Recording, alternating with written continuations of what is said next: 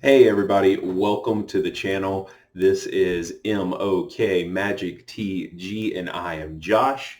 I'm not MoK. I'll explain that in a minute. Maybe over time you guys can help create a moniker or nickname or something that incorporates that for me, persona, something. But I'm just Josh, and so new YouTube channel. Want to explain in this video who I am and what I'm going to be aiming to do for you guys going forward. But first, today being Memorial Day, I definitely just want to take a moment to thank and appreciate and remember all of our servicemen and women who paid the ultimate price for us, and also for all of our first responders and essential employees during COVID-19. It means a lot to me, all that you do, the sacrifices that you make, and the sacrifices that your friends and family make as well. So from me and my channel, thank you so much. With that said, MoKMagicTG, what does that mean? So MagicTG, the last part of the name of the channel is pretty straightforward and clear. Magic the Gathering. There's only so many ways you can incorporate Magic, MTG, Magic the Gathering into your name or your channel. And so MagicTG worked when I was trying to figure out a name that wasn't taken already. MOK. So I thought about ways of maybe doing a contest for people to guess. You know what? I filmed this video like twice already, and debating on if I'm going to edit it or not. But um, I think I think I am going to do a thing of people guessing what MOK is, and I think I'm gonna make that a whole nother video and a contest and a giveaway of some kind. How about that? Let's do that. We'll do that. So I'm not going to tell you guys what MOK stands for just yet. Uh, Maybe that'll be exciting. I don't know. Your odds of winning something is going to be high because odds are I'm going to probably only have 10 subscribers or something when I do this, but why not, right? And for those friends and family that give me those pity sympathy subs, you are not eligible to win. But at any rate, so MoKMagicTG is a channel that I've decided to start because I'm a longtime player, collector, enthusiast of Magic the Gathering, and I'm looking for folks to talk to and share ideas with and stories with and my insights with, as my wife and some of my friends have probably gotten tired of hearing me talk about it. But um, I've been involved in Magic since the mid-90s, 95, 96, somewhere in there. And, you know, like a lot of people in the Magic community, it kind of ebbs and flows. You come and you go. And so there were times in my life when I was real heavy, and then you kind of back away, and then you come back, and then you start life, and you back away. And 4, 5, 6 years ago, I decided to come back to Magic. And what really kind of drew me back in was chasing that nostalgia and, the fun that you had and the memories that you had associated with that when you were younger. And also what attracted me is the financial investment piece that comes with that I'm able to get a little bit more into now at the point of my life that I'm in. Um, and that's part of the things that I'll be talking about in the channel as well, is ways that you can invest, and my ideas and thoughts about what to invest in and how long to hold it, and what your likelihood of success there will be. Nothing to the degree of Rudy with Alpha Investments. I do not proclaim to be him in any way, shape, or form. Like him or not, I personally do. I value and like the content and the information he puts out, as well as the service that he provides for product. I am a patron of his Patreon. Unfortunately, I do believe his Patreon is closed, but it will be something I talk about because, in my opinion, it's a great way to get product at a great entry point on price to potentially maximize my return on investment, whether it's going to be something I crack and look for singles or something I hold long term. We'll talk about that over time. I'll also do a lot of pack cracking on this channel. I crack a whole lot of packs.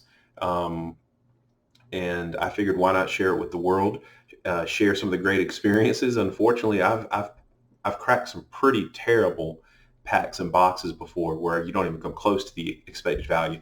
Doesn't happen often, but there are times where you crack something and you go, wow, I just took a bath on that.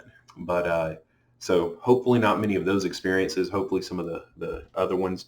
I also buy a lot of collections online. I buy a lot of collections locally, or not that I go to flea markets and stuff frequently, but if I'm out and about or if I'm bored and I'm scrolling through Facebook Marketplace or something, I may buy something. And then as I inventory and go through that, you never know what we'll find. For example, I picked up I call it a collection, may have been their entire collection, but it was a binder that I picked up at a flea market, and I paid $25, $25 for this binder, and I'm going through it, and I didn't see this card when I was buying it. I saw some other stuff and was in my head easily figured I could double my money in value, whether I was going to keep them for my personal collection or flip them and sell them. But as I started to go through the binder in more detail when I got home, had a Richard Garfield, PhD, foil, by the way, card in there. So definitely worth a little more than the $25 that I spent. Also, if I continue to do this frequently enough and this takes off, I will invest in some better equipment and do my research to figure out ways to eliminate that glare and that lighting so that you could see better quality of the cards. Another example of some great hits a little more recently, popping some War of the Spark, Japanese boxes, nice foil, alt art, Lily. You've seen it, you know what it looks like with this glare that I've got. If I were a smarter guy before I filmed this, I probably would have moved this off of this screen, just had the camera on, then you wouldn't be getting that glare. And maybe I'll edit that out, we'll see. And then more recently, cracking some mystery booster boxes in quarantine essentially, and I've been real lucky. I think I've literally only had one, maybe two boxes that I cracked where I didn't get at least one mana crypt. Most of them I always had one, a couple with two. I had one box with 3 mana crypts in it. Insane. Just those 3 mana crypts alone, you're like, holy cow, I've like tripled my money on this box alone. But what was really cool about one of the mana crypts, and I'm hoping as I'm trying to figure out this glare, which I guess I could take these things out of these sleeves and do that.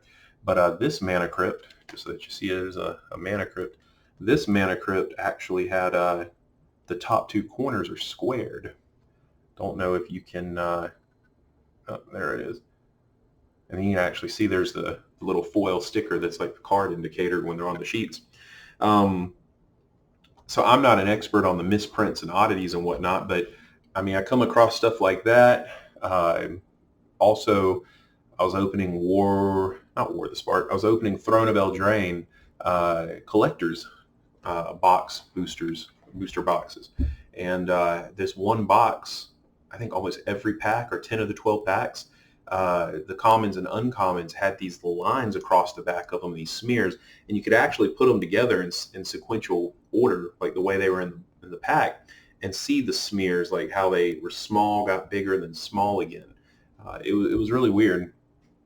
So it's things like that we can go over and look at. So again, this channel is to just share my experiences with you, my insights, my thoughts, my scores, review my collection with you, answer any questions you may have. Just I'm looking to put myself out there and have fun with the community. So with that said, I'm going to wrap things up. My next video, I will probably create a challenge to see if people can guess what MoK stands for MoKMagicTG, and do a giveaway of some kind, something cool. I don't know, maybe like some Shards of Alar premium foil booster packs or something. I mean, I got all kinds of stuff laying around. But well, cool. Well, hey, thanks so much. I look forward to talking to you guys again soon. And again, Memorial Day, thank you so much to all the servicemen and women, first responders, and essential employees and workers out there. Thanks so much. Y'all take care. Deuces.